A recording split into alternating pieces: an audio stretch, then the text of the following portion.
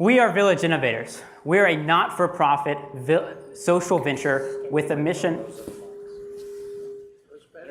There we go.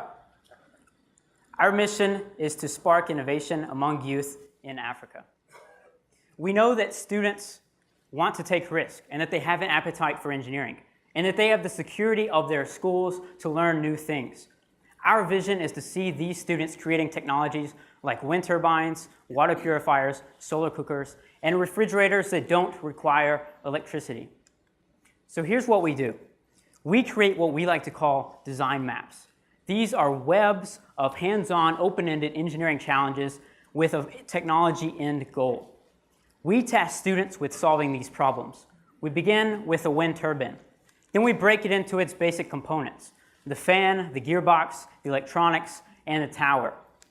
And then we ask students to start very simply. To teach students how to build a generator, we ask them to start by building a simple electric motor using things like wire, paper clips, magnets, and AA batteries. And we do this with all of the other components as well. Start simply and build up in complexity to the final product. We reach students by connecting with schools. We begin with design maps and then put these into schools. Then teachers at these schools use our content in their classrooms to reach all the students and to teach science creatively. Then we think there is a top tier of students that will take our content to the next level.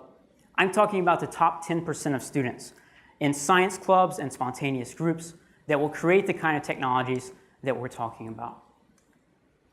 Our design maps rely on locally available materials. So instead of using beakers, for example, we prescribe plastic bottles. So, for example, students can salvage everything they need in local villages, towns, and their schools. On average, students can conduct our design challenges in 6 months' time, from start to a final technology end goal. And there is precedent for this. In Malawi, William Kampwamba, age 14, built a wind turbine on his own with nothing but a tattered book on wind energy and local materials from a scrapyard. And we want to reproduce this effect 100 times over. So here's how we do it. First, on the left, you see that we first identify schools that are interested in adopting our content. Then on the right, we send funds to suppliers that give two things to schools. First, schools receive our hard copy books, like this, that contain our design maps to use in their classrooms. For schools that have laptops or projectors, we also send them flash drives uploaded with our videos. Second, schools go to these suppliers to get the materials they need, funded by us, for their students to conduct these kinds of challenges. We also have a goal of working with NGOs. So, for example, for organizations distributing laptops or e-readers, we want to preload our content onto these devices to share with more students before they go out into the field. So I've shown you what we do and how we do it. Now the real question is, does this actually work? Absolutely. This wind turbine here was built last week in a village in Kenya in 3.5 days by several Kenyan youth with $450 and a little bit of knowledge from our team. This wind turbine is now charging a 12-volt battery that is powering a laptop. Not only that, these students are currently charging local families a small amount for the electricity they are producing to charge cell phones and power light bulbs in their homes. These funds can then help them pay for their school fees and perhaps even in the long term, pay us back for the materials that we have used to support their project. We've also piloted our content right here in Houston. 4 Houston high school students built the wind turbine that you may have seen by the stairwell when you were walking in. One of these students, Christine, is 16 years old. She is interested in engineering, and she is here in the audience with us today. Christine, would you please stand?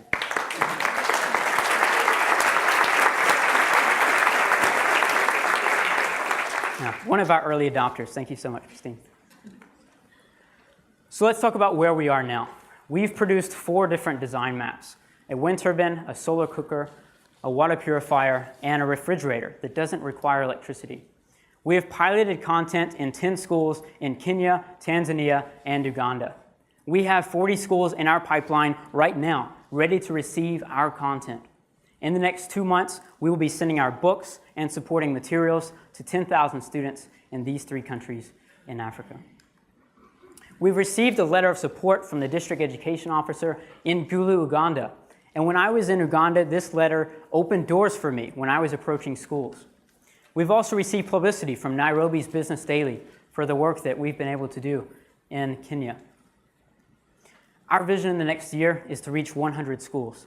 That's 30,000 students and a lot of electricity. But our long-term vision is much bigger than that. We want to reach 1 million students in Africa and across the developing world with our design maps so that they too can create these kind of technologies.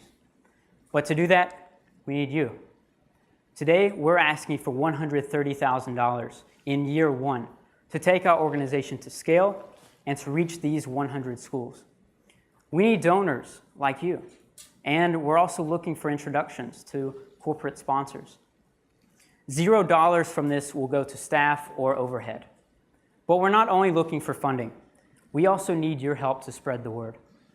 So if you have a company or a paper that can help give us exposure, we'd love to talk to you. Or if you have a son, daughter, niece, or nephew that is interested in engineering, or you think should be interested in engineering, please send them to our website, have them sign up for our newsletter, and get them involved. We are Village Innovators, a not-for-profit social venture with a mission to spark innovation among youth in Africa. To find out more about how we're sustainable or how we'll scale, find us in the breakout sessions or find us in the light green Village Innovators t-shirts after this session. Together, we can empower Tabia and thousands of students like her and create a world full of Village Innovators.